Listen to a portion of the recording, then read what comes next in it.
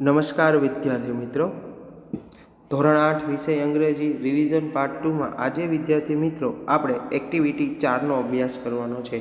તો દરેક વિદ્યાર્થી પોતાની ગ્રામરની પાઠ્યપુસ્તકની પાકી બુક અને પાઠ્યપુસ્તક બંને પોતાની સાથે રાખજે. પાઠ્યપુસ્તકના પેજ નંબર 67 ઉપર દરેક વિદ્યાર્થી આવી જશે. See the activity number 5 in the unit 3. Unit 3ની એક્ટિવિટી 5 છે, પેજ નંબર 29 ઉપર આપેલી તે જુઓ. You are that wounded bird. તમે એક ઘાયલ પક્ષી છો. Write and tell the whole story to your friend in the tree. વૃક્ષ, તમારા પ્રિય મિત્ર વૃક્ષને તે વાત કરો. હવે વિદ્યાર્થી મિત્રો, એક્ટિવિટી 5 જે છે એમાં એક ચિત્ર વાર્તા આપી હતી, ચિત્ર જ આપ્યા હતા અને એ ઘાયલ પક્ષી કઈ રીતે થયું તેની વાર્તા આપી હતી. તો વિદ્યાર્થી મિત્રો, તેને આધારિત તમારે એક વાર્તા લખવાની છે. તો દરેક વિદ્યાર્થી પાઠ્યપુસ્તકમાં જો સમય છે પાઠ્યપુસ્તકમાં લખજો, નહીંતર બાકી બુકમાં લખવાની છે. એ ઘાયલ પક્ષી છે એ આખી સ્ટોરી છે એના મિત્ર વૃક્ષને કહે છે. તો ચાલો આપણે જે જવાબ મળે. અને પછી એ પેજ નંબર 68 ઉપર છે, એમાં give 3 advice to the bird, અને પક્ષીને આપણે 3 સલાહ આપવાની છે તે લખવાનું છે. તો બધી વસ્તુ તમારે પાઠ્યપુસ્તકમાં સમય છે તો પાઠ્યપુસ્તકમાં લખવાની છે. તો once I was happily flying in the sky. એક વખત હું ખૂબ જ ખુશ થઈને આકાશમાં ઉડતો હતો. I was looking at the colourful kites. બરાબર, અને રંગબેરંગી પતંગો હું જોતો હતો. Suddenly my wing was cut by the string of a kite. અને અચાનક મારો પાક છે એ પતંગના દોરાથી તૂટી ગઈ. વોઝ કટ, કપાઈ ગઈ. આઈ વોઝ વુન્ડેડ, હું ઘાયલ થઈ ગઈ. આઈ કુડ નોટ ફ્લાય, હું ઉડી શકું એમ હતું નહીં. I fell down on the ground, અને હું ગ્રાઉન્ડ ઉપર પડ્યો. આ પક્ષી બોલે છે.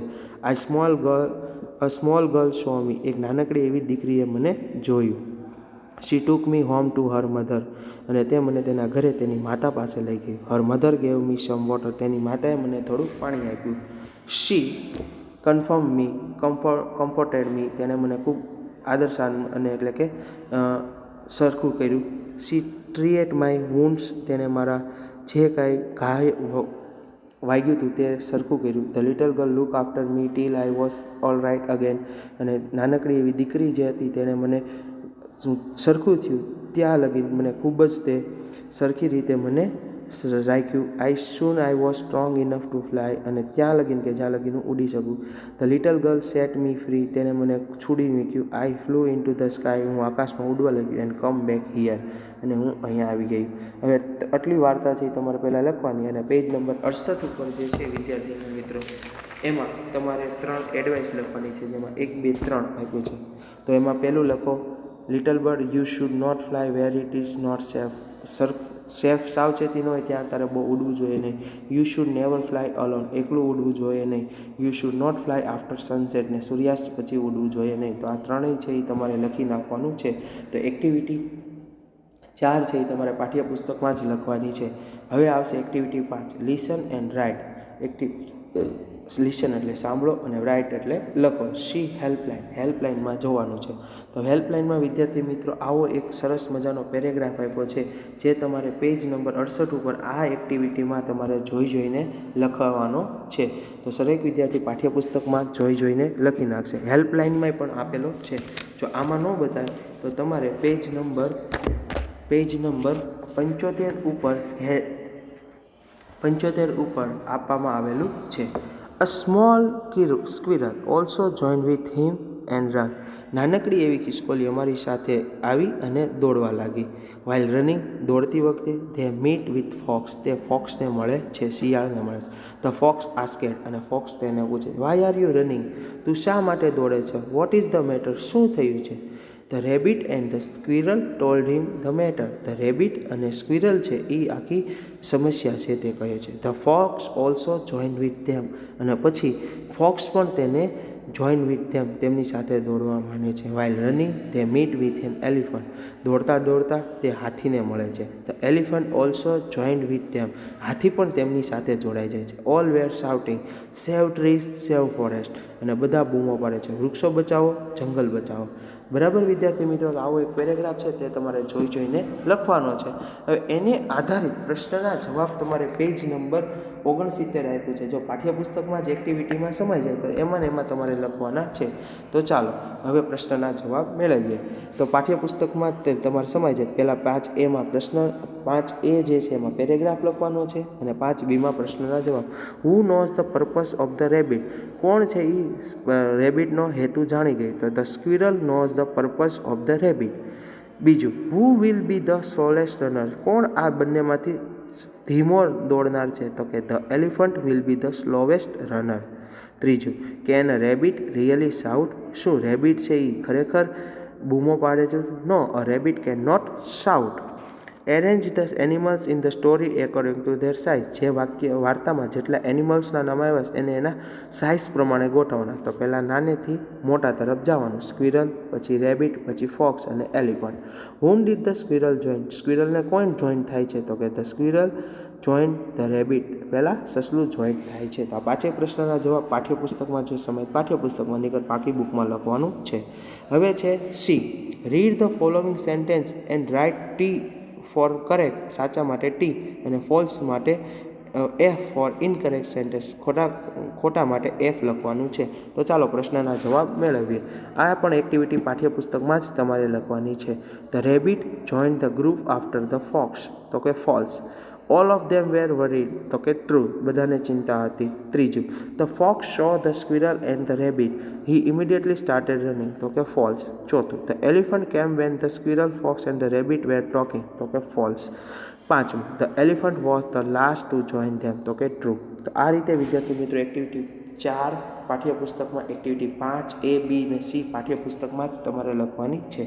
હવે આવશે એક્ટિવિટી 6. એ પણ તમારે પાઠ્યપુસ્તકમાં જ લખવાની છે.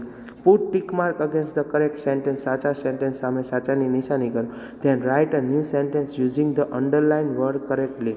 એમાં અંડરલાઇન વર્ડ છે સાચો છે એ વર્ડનો ઉપયોગ કરીને એક વાક્ય બનાવવાનું છે. તો એક્ઝામ્પલમાંથી આપણે આગળ જોઈએ. તો એ એક્ટિવિટી પણ તમારે પાઠ્યપુસ્તકમાં જ લખવાની છે. પહેલું એક્ઝામ્પલ તેમાં છે all the hair in his beard are black. તો એમાં બિયર્ડ શબ્દ આવ્યો. તો એમાં હવે આ ટીક કર્યું, અહીંયા વિદ્યાર્થી મિત્રો એમ ટીક કરવાનું અને પછી યુઝલેટિવ્સના વાક્ય લખજો. ટાગોર હેડ અ લોંગ વ્હાઇટ બિયર્ડ. ચાલો એ પહેલું, અ ₹5 coin is green in colour. Can you draw a circle with coin. તો કે કોઈન વાળું બીજું વાક્ય સાચું છે. તો પછી લખો યુઝમાં, ડુ યુ હેવ ₹10 કોઈન. ચાલો બીજું, a truck is a loaded with a sacks of potatoes. A sack grows on a banyan tree. તો કે એ છે બીજા નંબરનું છે.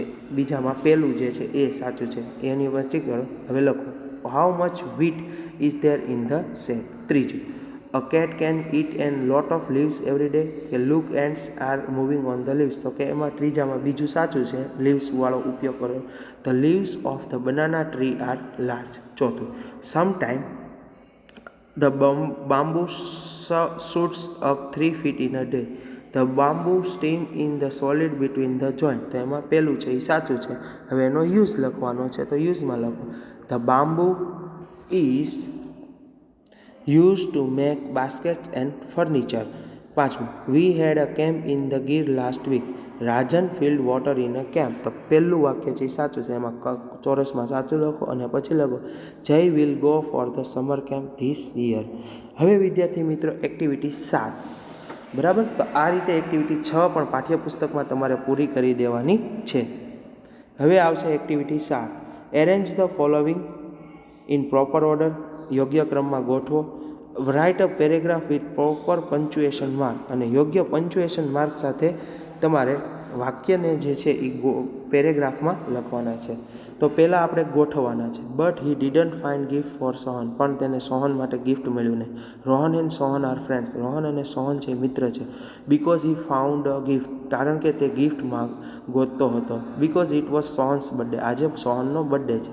At last Rohan reach the party. અને અંતે રોહન છે એ પાર્ટીમાં પહોંચે છે. The best gift was their love. Sohan cut the cake because his best friend has come. Rohan went to market to buy a gift for Sohan. One day they arrange a birthday party at home. તો આ વાક્ય જે છે એને proper ઓર્ડરમાં ગોઠવવાના છે અને પંચ્યુએશન mark સાથે તો જે પ્રોપર સેન્ટેન્સ ગોઠવવાના છે એની બાજુમાં અહીંયા વિદ્યાર્થી મિત્રો તમે નંબર આપી દેજો અને અહીંયા તે પેરેગ્રાફ એક્ટિવિટી 7 જે છે પાઠ્યપુસ્તકમાં લખી નાખજો. અને ન સમજાય અને ન સમાય તો તમારે તમારી રીતે પાકી બુકમાં લખવાનું છે. તો અહીંયા વિદ્યાર્થી મિત્રો 9 નંબર આપી દીધા છે. રોહન એન્ડ સોહનવાળું વાક્ય પહેલું, તો જ્યાં રોહન એન્ડ સોહનવાળું વાક્ય પાઠ્યપુસ્તકમાં કેટલામું છે તો કે Rohan and Sohan are friend છે એ વાક્ય છે પાઠ્યપુસ્તકમાં બીજું. તો ના 1 નંબર આપી દો. એમ આમાં વાક્ય પ્રમાણે ત્યાં નંબર આપી દો અને આ રીતે અહીંયા તમારે પેરેગ્રાફ લખવાનો ચાલુ કરી દેવાનો છે. તો એક્ટિવિટી 7 પણ તમારે પાઠ્યપુસ્તકમાં જ લખવાની છે.